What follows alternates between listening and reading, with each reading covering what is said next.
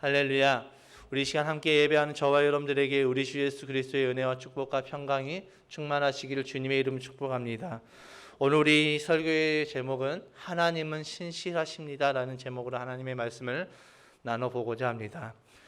코로나 사태가 이제 7개월이 넘어선 이 시점에 정말로 많은 분들이 지쳐 있는 것 같습니다. 저도 지치고 동도님들도 지치고 온 나라 온 국민들이 다 지쳐 있는 것 같습니다. 그나마 감사한 것은 온 국민의 노력으로 400명대에서 이제 하루에 100명대 확진자로 줄어들고 있어서 참 감사합니다. 이번 코로나 재확산의 중심에 서울사랑제일교회와 보수단체의 광화문 집회가 있습니다. 그러다 보니 자연스럽게 교회를 향한 편향적인 보도가 이어지고 있습니다. 이 부분에 대해서 답답함은 있지만 교회가 코로나 재확산에 있어서 책임이 없다라고 말할 수도 없습니다. 그러다 보니 교회를 향한 시선은 싸늘해져 가고 또 세상의 많은 사람들로부터 많은 지탄을 받고 있습니다. 이러한 상황을 바라보는 우리의 마음도 굉장히 아픕니다. 하나님의 영광이 가려지고 조롱받는 그 모습을 보면서 너무도 마음이 아픕니다. 너무도 마음이 답답해집니다. 지금의 이 시대를 바라보면 더 이상 한국교회에 대한 미래가 없는 것처럼 보입니다. 아무런 소망도 보이지 않는 것처럼 보입니다. 하나님의 말씀은 영원하다고 합니다. 성경에서 천지는 없어지나 하나님의 말씀은 결코 없어지지 않는다라고 말씀하십니다. 그런데 때로는 정말 그러할까라는 의문이 들기도 합니다. 지금 이 코로나 시대보다 더 암흑의 시대가 있었습니다. 성경에 보면 우리가 살고 있는 이 코로나 시대보다 더 어둡고 암흑의 시대가 있었습니다.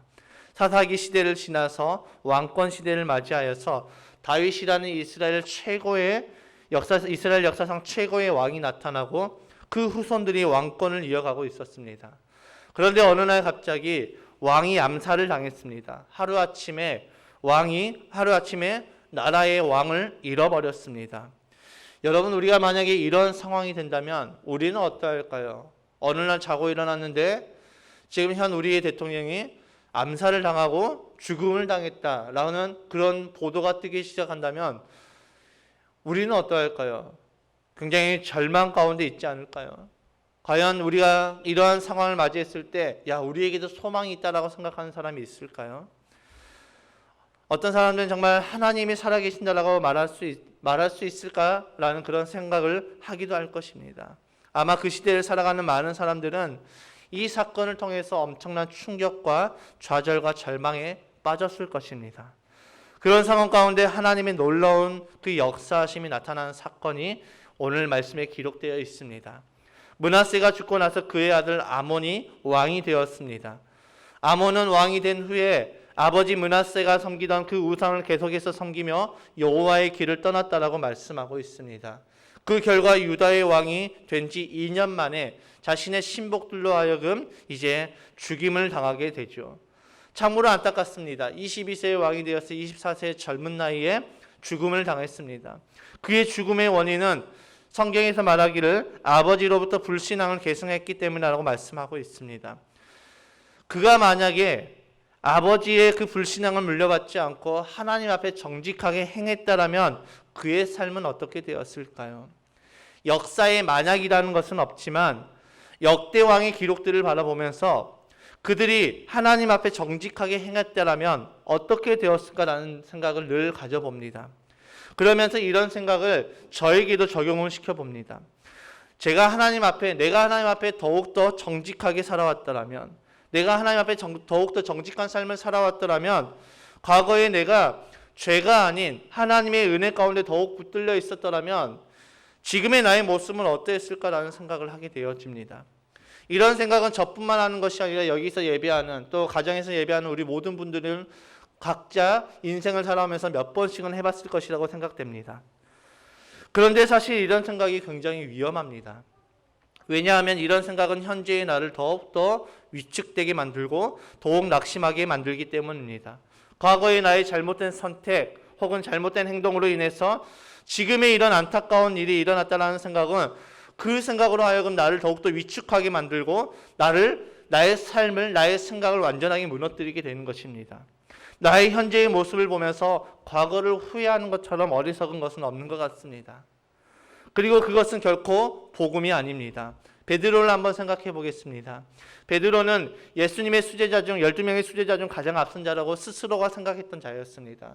스스로가 나는 적어도 이 사람들 중에서 나는 예수님께서 가장 아끼시고 나는 예수님을 가장 사랑하고 또 예수님도 나를 가장 많이 사랑하실 거야 라고 생각했던 사람이었습니다. 그렇기 때문에 그는 예수님께 이렇게 말합니다. 예수님, 여기 있는 모든 사람이 다 떠날지라도 나는 결코 주님을 떠나지 않겠습니다. 모든 사람이 다 주님 앞에 등을 돌릴지라도 나는 끝까지 주님 앞에 주님의 편에 서 있겠습니다 라고 호언장담을 했습니다. 그런데 그가 어떤 선택을 했습니까? 예수님을 부인했습니다. 그것도 한 번이 아니라 3번을 부인했습니다. 3번을 부인하면서 예수님을 저주하기까지 했습니다. 그런 상황에서 예수님과 눈이 마주쳤죠. 여러분, 베드로의 심정이 어떠할지 제가 굳이 설명하지 않아도 여러분들이 다 느끼실 것입니다.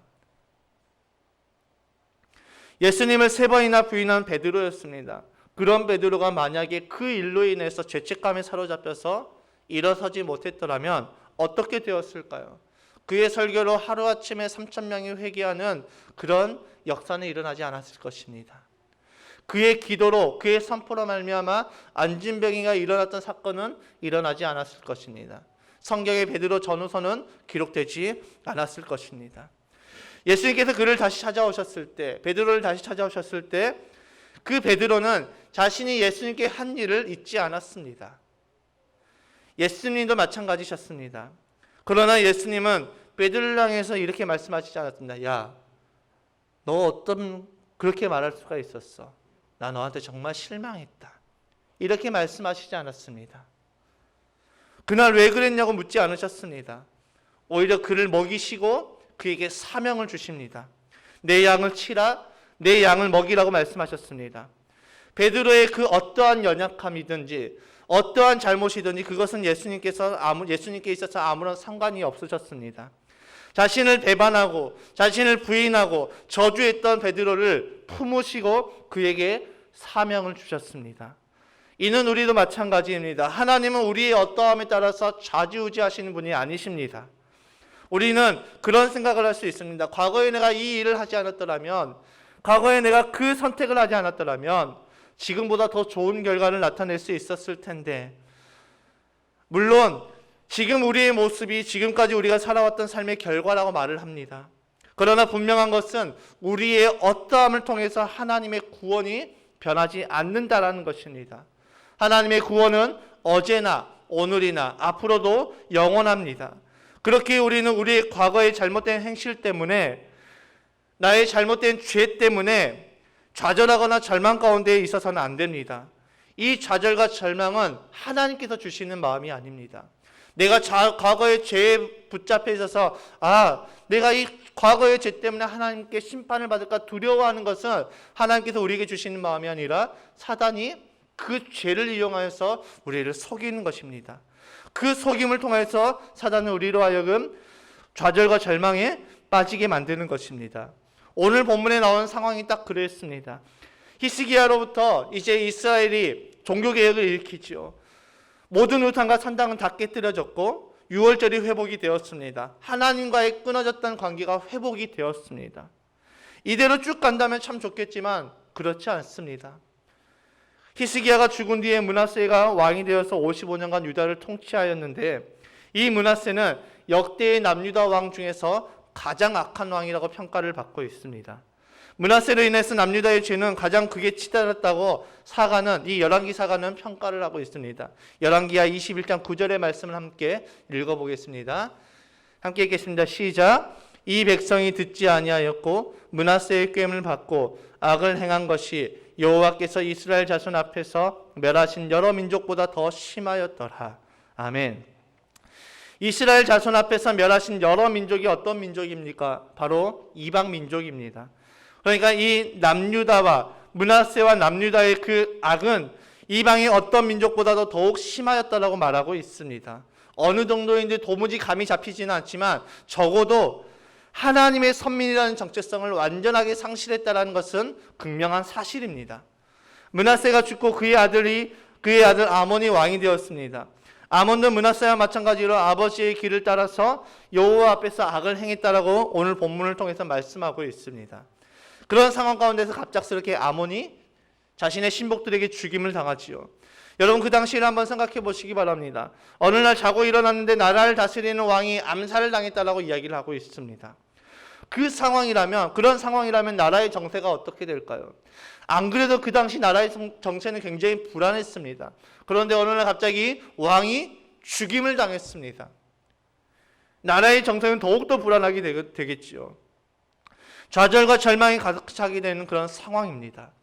모두가 그렇게 생각하지는 않겠지만 적어도 하나님의 은혜를 맛본 자들, 히스기야 왕 때 하나님께 정말 하나님과의 관계가 회복된 자들은 이렇게 생각할 것입니다. 아, 우리의 죄로 인해서 이런 일이 발생했다. 우리의 죄 때문이다라고 생각하지 않았겠습니까? 과거 히스기야 왕은 어떻습니까? 자신이 죽을 병에 걸렸어도 기도하였을 때 하나님께서 그를 15년간 더 살게 하셨습니다. 그런데 이 아몬 왕은 22세의 왕이 되어서 24세의 젊은 나이에 죽음을 당했습니다. 누가 봐도 하나님의 심판이라고 보지 않겠습니까? 하나님의 심판을 받아서 왕이 죽임을 당했다. 이러한 여론이 나라에 퍼지기 시작할 때 그 나라의 정체성이 어떻게 될까요? 그 나라의 분위기가 어떻게 될까요? 좌절과 절망 아니겠습니까? 아, 우리가 하나님께로부터 버림을 받았구나. 이제 어찌할꼬 하나님이 우리를 버리셨도다. 하나님이 우리에게 심판하셨도다. 이 심판 가운데서 우리가 어떻게 해야 될까? 이런 좌절과 절망 가운데서 정말 그 남유다와 백성들에게 소망이 있을까요? 아무리 생각해도 그들에게는 아무런 소망이 보이지 않습니다. 우리가 과거에 이랬더라면, 므낫세가 우리에게 이렇게 이야기할 때 우리가 그럼에도 불구하고 히스기야 왕 때처럼 여호와 앞에 정직히 행했더라면 이런 일이 벌어지지 않았을 것인데, 적어도 아몬이 왕이 되었을 때 그때라도 우리가 정신 차렸더라면 이런 일이 벌어지지 않았을 것인데, 이런 생각에 빠져 있었을 것입니다. 그런데 오늘 말씀 가운데 참 은혜로운 부분이 있습니다. 아몬 왕이 갑작스럽게 신복들에게 죽임을 당했습니다. 그는 설마 자신이 그렇게 허망하게 죽을 것이라고 생각하지 못했을 것입니다. 이것은 아몬뿐만 아니라 우리 모두도 다 동일하게 생각할 것입니다. 어느 누구도 내 인생이 새드엔딩으로 맞춰질 것이라고 생각하지 않습니다. 모두가 해피엔딩을 꿈꾸죠. 아몬 왕은 그런데 새드엔딩으로 끝났습니다. 그의 왕권 2년 만에, 왕이 된 지 2년 만에 그는 비참하게 죽임을 당했습니다. 갑작스러운 왕의 죽음에 더 이상 아무런 소망도 없는 상황입니다. 그런 상황 가운데서 하나님의 말씀이 이루어지는 장면을 우리는 목격할 수가 있습니다. 아몬 왕이 하나님 앞에서 악을 행하다가 죽임을 당했습니다. 반역이 일어났습니다. 반역의 결과는 무엇일까요? 반역의 결과는 왕권의 교체입니다. 모든 반역의 결과는 왕권의 교체입니다. 쿠데타가 일어나서 성공하면 그 성공한 사람이 왕권을 잡게 되는 것이죠. 그런데 아무도 상상 못할 일이 일어났습니다. 우리 본문 24절의 말씀을 함께 읽겠습니다. 시작. 그 국민이 아몬 왕을 반역한 사람들을 다 죽이고 그의 아들 요시야를 대신하게 하여 왕을 삼았더라. 아멘. 아몬 왕이 반역을 당해 죽임을 당하고 이제는 왕권이 교체될 그 위기 가운데서 국민들이 일어나서 그 왕을 반역한 모든 사람들을 다 찾아서 죽이고 아몬 왕의 아들 요시야를 8살 된 그 어린 요시야를 왕으로 세웠다라고 말씀하고 있었습니다. 여러분 어떻게 이런 일이 일어날 수 있을까요? 반역의 결과는 왕권의 교체인데 왕권의 교체가 일어나지 않고 어린 8살의 나이에 그 어린아이가 왕이 되었습니다. 그 이유는 사무엘하 7장 16절의 말씀에 기록되어 있습니다. 함께 읽어보겠습니다. 사무엘하 7장 16절 시작. 내 집과 내 나라가 내 앞에서 영원히 보존되고 내 왕위가 영원히 견고하리라 하셨다 하라. 아멘.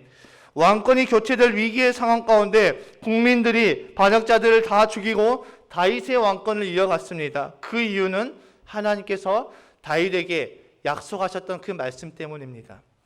남과 북으로 분열된 이스라엘 그 역사를 바라보게 되면 북이스라엘은 끊임없이 왕권의 교체가 일어났습니다. 그런데 남유다는 다윗의 왕권이 계속해서 이어지고 있습니다. 북이스라엘은 나쁘고 남유다는 착해서 그 왕권이 교체가 되지 않았을까요? 아닙니다. 남유다도 하나님 앞에서 악을 행한 왕들이 굉장히 많았습니다. 그럼에도 불구하고 하나님의 말씀은 신실하게 이루어지고 있습니다. 다윗의 뒤를 이은 왕들의 행위가 어찌하든지, 그 뒤에 왕들이 어떤 악을 행하든지, 어떤 우상을 섬기든지, 어떤 산당을 세우든지, 어떤 가증한 일을 행하든지, 나라가 타락을 하든지 아니면 하나님께 돌아오든지 상관하지 아니하시고, 하나님의 말씀은 땅에 떨어지지 아니하고 신실하게 이루어지는 그 모습을 우리에게 그대로 보여주고 있습니다. 여러분, 하나님은 이런 분이십니다. 그렇게 우리의 과거의 죄로 인해서 우리가 절망과 좌절에 빠질 필요가 없습니다. 우리의 어떠함을 통하여서 하나님의 말씀이 변하는 것이 아니라 하나님께서는 우리의 어떠함에 상관하지 아니하시고 하나님의 그 약속의 말씀을 신실하게 이루어져 가고 계신다는 것입니다. 여러분, 지금의 이 시대를 한번 바라보시기 바랍니다. 코로나로 인해서 교회는 세상의 지탄을 받고 있습니다. 예배를 드리는 것 자체가 죄를 짓는 것 같은 그런 느낌을 받고 있습니다. 그런데 억울해도 억울하다고 말할 수가 없습니다. 왜일까요? 교회가 그런 명분을 준 것이 사실이기 때문입니다. 교회가 하나님의 말씀을 이용해서 정치적 이념을 세우려는 모습을 계속 보였고, 하나님의 말씀보다 정치적인 그 이념이 우선이 되었기 때문입니다. 교회가 말씀의 본질을 떠나서 좌우를 갈라 대립을 주도하는 모습을 보였기 때문입니다. 그런 상황을 바라보면서 젊은 목회자인 저의 심정으로 그런 뉴스들을 접할 때마다, 그런 모습들을 접할 때마다 이런 생각이 들었습니다. 야, 참 어른들이 너무하다. 이분들은 소천하고 천국에 가면 그만이지만 남아있는 우리 젊은 사역자들은 어떻게 하라고. 한국 교회를 이렇게 혐오 집단으로 만들어버리고 그분들 소천해서 천국 가고 남은 우리는 어떻게 목회를 하라고. 참 너무하다 라는 생각이 들면서 앞으로 목회를 어떻게 해야 될까, 그런 답답한 마음이 많이 들었습니다. 그러던 중 오늘 본문의 말씀을 묵상하게 되었습니다. 어른 목사님들에 대해 너무나다라는 그 생각을 가지고 있었지만 이 말씀을 묵상하면서 그런 생각들이 다 사라졌습니다. 남유다의 왕들의 모습이 어떠하든지, 북이스라엘과 남유다의 어떠함에 상관없이 하나님께서는 그 약속의 말씀을 신실하게 이루어 나가시는 그 모습들을 바라보면서 어른들을 향한 그런 불평의 마음들은 다 사라졌습니다. 지금은 너무나도 안타까운 마음뿐입니다. 그런데 오늘 말씀을 통해서 우리에게 주신 소망의 말씀이 무엇입니까?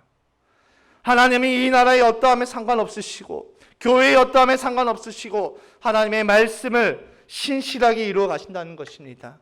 이는 우리의 삶에 적용해도 똑같습니다. 저와 여러분들의 삶의 어떠함을 하나님께서는 보시는 것이 아니라 저와 여러분들에게 약속하신 그 하나님의 신실하신 그 구원의 약속의 말씀을 우리의 어떠함에 상관하지 아니하시고 끝까지 이루어 나가시는 하나님의 그 신실하심을 우리는 볼 수가 있다라는 것입니다.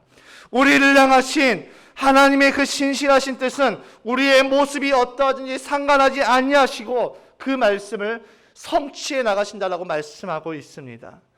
여러분, 그렇다면 우리는 이제 아무것도 하지 않아도 될까요? 그것은 아닙니다.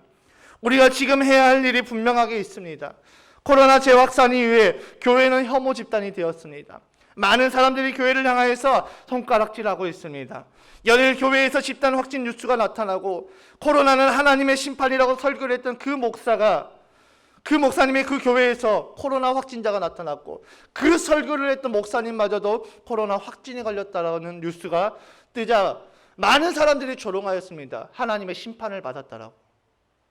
여러분, 코로나는 하나님의 심판이 아닙니다. 코로나는 인간의 잘못 때문에 일어난 일들이지, 코로나가 하나님의 심판이라고 하는 그 순간부터 모든 책임이 하나님께로 돌아가는 것입니다. 예배를 잘 드리면 오돈병도 다 떠나간다고 호언장담을 했던 교회와 목사는 코로나 확산의 주범이 되어 있습니다. 이번 사태를 통해서 교회는 분열이 되고 있고 이번 사태를 통해서 교회의 민낯이 그대로 드러나고 있습니다. 하나님이 아닌 사람을 섬겼고 하나님이 왕이 아니라 목사가 왕이었던 한국교회의 민낯이 그대로 드러났습니다. 믿음이 아닌 이기심과 욕심이었음이 드러났습니다. 대학교 커뮤니티에서는 많은 청년들이 이렇게 이야기를 합니다. 이제는 교회라면 치가 떨린다라고 이야기를 합니다. 교인이라면 치가 떨린다라고 이야기를 합니다. 수많은 청년들이 이번 코로나 사태로 인해서 상처를 받고 교회를 많이 떠나가고 있습니다.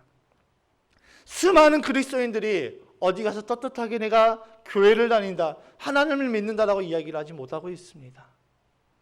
어떤 직장에서는 당신 교회 나가서 예배를 드릴 거면 이 직장을 그만두십시오라고 이야기를 하고 있습니다.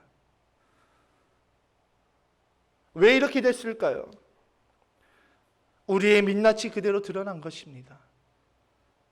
지금의 이 사태 가운데 우리가 해야 할 것이 무엇입니까? 하나님의 그 약속의 말씀은 신실하게 이루어지니까 시간이 답이다라고 하면서 아무것도 하지 않으면 될까요? 그것은 아닙니다. 그렇다면 우리가 무엇을 해야 될까요? 이렇게 된 원인 제공자를 찾아서 종교 처형을 해야 할까요? 그것도 아닙니다. 지금의 사태는 소수의 그리스도인 때문에 일어난 것이 아니라 우리가 그동안 인정하고 싶지 않았던, 우리가 그토록 보고 싶지 않았던 우리의 죄가, 우리의 치부가 그대로 드러난 것입니다. 그렇다면 우리는 무엇을 해야 됩니까? 회개해야 됩니다. 우리의 민낯이 만천하에 드러났습니다. 사랑의 공동체라고 하였으나 사랑은 없고 이기심만 가득 차 있었습니다. 믿음의 공동체라고 하였으나 믿음은 없고 형식만 있었습니다. 하나님이 아닌 사람이 왕이 되었고 사람을 섬기는 우리의 민낯이 그대로 드러났을 때 우리는 이것을 부정하는 것이 아니라 우리는 이것을 인정하고 회개해야 됩니다. 이번 사태 때 제가 가장 마음이 아팠던 것은 그 누구도 이번 재확산 사태에 대해서 사과하는 사람이 없었다는 것입니다. 적어도 하나님을 믿는 그리스도인들이라면 설사 그 원인이 우리에게 있든 없든 간에 그 중심에 우리가 있다면 우리가 사과를 해야 되는 것입니다. 그런데 여전히 다른 사람 탓을 하고 있습니다. 테러를 당했다라고 이야기를 합니다. 말도 안 되는 것이지요. 여전히 남 탓을 하고 있습니다. 누구의 탓도 아닙니다. 그분들의 탓도 아니고 그분들의 반대편에 있는 사람들의 탓도 아닙니다. 기도하지 않았던 우리 모두의 탓입니다. 한국교회를 위해서 기도하지 않았던 모든 그리스도인들의 탓이라는 것입니다. 하나님은 이번 사태를 통해서 우리의 민낯을 철저하게 드러내셨습니다. 지금은 너무도 괴롭고 좌절과 절망의 시간이지만 하나님은 여전히 우리를 사랑하시고 일하십니다. 남유다가 계속해서 하나님 앞에 악행을 저질러도 하나님의 그 약속의 말씀은 없어지지 않았습니다. 하나님의 그 약속의 말씀은 변하지 않았습니다. 결국 남유다를 향한 그 약속의 말씀은 성취가 되었고 다윗의 혈통을 통해서 예수 그리스도께서 이 땅 가운데 오셨습니다. 그리고 그 복된 소식을 통해서 죄와 절망이, 좌절이 이제는 기쁨으로 변하였습니다. 지금의 이 사태가 절망과 좌절의 시간일 수 있습니다. 그러나 하나님께서는 이 시간을 분명히 역전하여서 은혜로 바꾸십니다. 하나님 우리의 어떠함에 따라 변하시는 분이 아니십니다. 신실하십니다. 이 시간이, 지금의 이 시간이 우리에게 꼭 필요했기 때문에 하나님께서 허락하신 고난의 시간입니다. 이 고난의 끝에는 분명하게 하나님께서 부어주신 그 은혜와 기쁨이 충만하게 넘칩니다. 그것을 바라보면서 그 하나님의 일을 기대하면서 하나님 앞에 머물러 있는 저와 여러분이 되시기를 주님의 이름으로 축복합니다. 말씀을 정리합니다. 여러분, 우리의 삶의 어떠함에 따라서 하나님의 말씀이 변하는 것이 아닙니다. 하나님의 말씀은 영원히 변치 않으십니다. 지금의 이 시대를 바라보면서 우리의 마음이 한쪽이 미어지는 것은 어쩔 수 없는 것입니다. 어쩌다 보니까 교회가 혐오단체가 되었고 어쩌다 보니까 교회가 가장 이기적인 단체가 되어 있었습니다. 더 이상 교회는 세상에 빛이 되지 못할 것이라는 그 불안함이 우리 안에 많이 있습니다. 모여서 예배하는 것이 죄처럼 여겨지는 그 시대가 되었습니다. 그러나 염려하지 마시기 바랍니다. 불안해하지 마시기 바랍니다. 우리 하나님은 신실하십니다. 하나님의 말씀은 지금도 이루어지고 있습니다. 시대가 어떠하든지 교회가 어떠하든지 하나님의 말씀은 영원하십니다. 그 하나님의 말씀을 붙잡고 믿음으로 이 고난의 시간을 견디며 믿음으로 이 고난의 시간에 우리의 죄를 회개하며 믿음으로 이 고난의 시간에 우리의 삶을 하나님께 드리기로 결단하시며 믿음으로 하나님을 바라보며 나아가는 저와 여러분이 되시기를 주님의 이름으로 축복합니다. 지금은 우리가 주일 한 번밖에 모이지 못합니다. 그런데 이 한 번 모이는 예배도 언제 온라인으로 변화가 될지 모릅니다. 그렇기 때문에 우리는 지금부터 준비해야 됩니다. 무엇을 준비해야 됩니까? 어떠한 상황에서도 우리의 믿음을 잃어버리지 않도록 우리는 늘 준비해야 된다는 것입니다. 그렇기 때문에 우리는 늘 예수님과 동행해야 됩니다. 말씀을 묵상하고 큐티하며 기도의 시간을 하나님께 드리며 나아가는 저와 여러분이 되시길 주님의 이름 축복합니다. 이 절망과 좌절이 넘치는 이 시대 가운데 코로나로 인해서 교회를 나가는 것 자체가 죄처럼 여기는 이 시대 가운데 우리의 빛이시며 소망이신 그 예수 그리스도를 바라보며 나아가는 저와 여러분이 되시길 주님의 이름 축복합니다. 우리 마지막으로 히브리서 12장 2절의 말씀을 읽고 말씀을 마치겠습니다. 함께 읽겠습니다. 시작. 믿음의 주요 또 온전하게 하시는 이인 예수를 바라보자. 그는 그 앞에 있는 기쁨을 위하여 십자가를 참으사 부끄러움을 개의치 아니하시더니 하나님 보좌 우편에 앉으셨느니라. 아멘. 예수님께서는 그 기쁨을 바라보면서 십자가를 참으셨다라고 말씀하고 있습니다. 지금의 이 시간이 우리에게 다가올 그 기쁨을 바라보며 이 고난의 시간을 묵묵히 견뎌내가며 이 고난의 시간 가운데 우리의 민낯이 드러난 이 시간 가운데 그 죄를 회피하는 것이 아니라 그 죄를 피하는 것이 아니라 그 죄 앞에 하나님 앞에 무릎 꿇고 겸손히 나아가는 주님의 긍휼을 구하고 주님의 도우심을 구하는 저와 여러분들이 되시기를 주님의 이름으로 축복합니다.